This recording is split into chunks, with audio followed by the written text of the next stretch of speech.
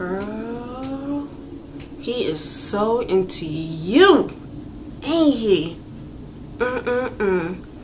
What you done did to this man? He keep calling you, following you around. You must got that good stuff. Girl, I'm just saying. This brother just keep coming and calling. I guess he in love with some of you, huh?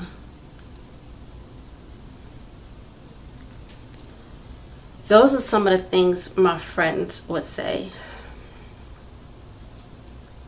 when I would describe some of the stalking activities that he would participate in. I am a survivor. And as a survivor, I must say, there's nothing cute about your mate following you around, stalking you, being obsessive. In movies, that may make it seem like it's so romantic, but in reality, it's scary as shit. When you're someplace that no one should know where you are, you done took a different path home, you're walking, you're enjoying the weather, and then out of nowhere, literally, he walks up to you and says, I've been following you.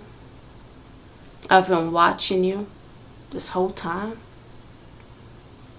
Yeah. It didn't feel romantic to me.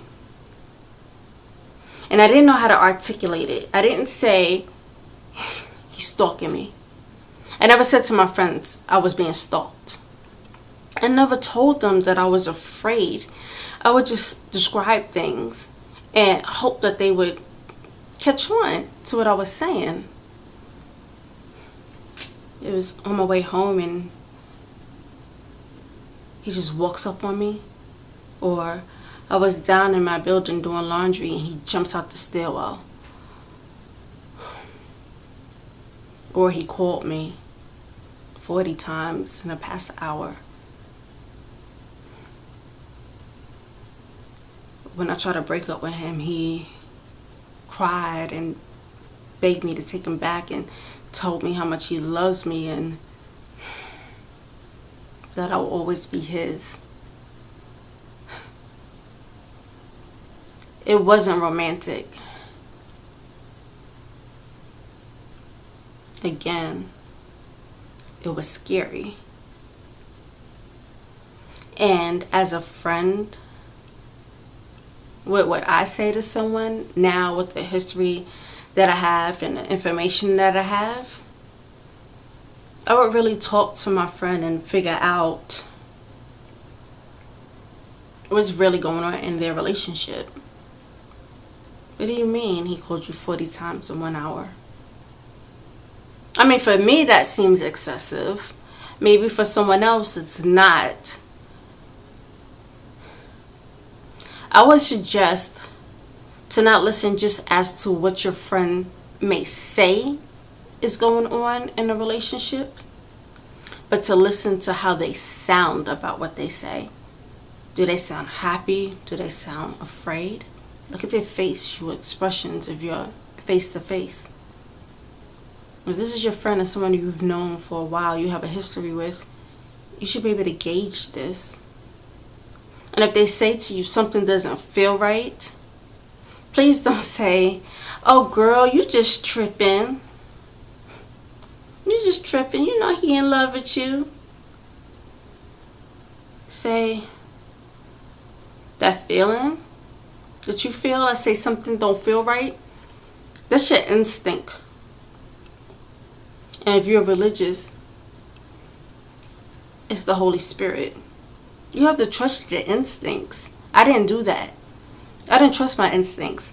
I know things didn't feel right, and I had all of these different things going in my head, different voices of people and their opinions about these activities, about the following and the stalking, just the different things.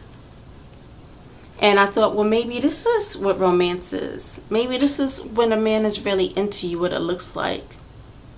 Maybe this is it. I mean, I've heard songs like this. I've seen this in movies before, right?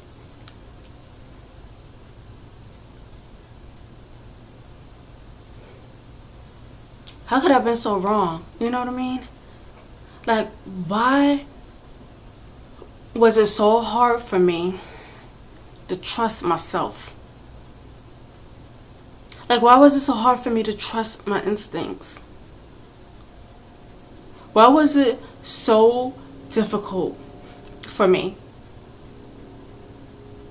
And I think that's one of the things that's the most hurtful to me when I look back on my situation and on our relationship.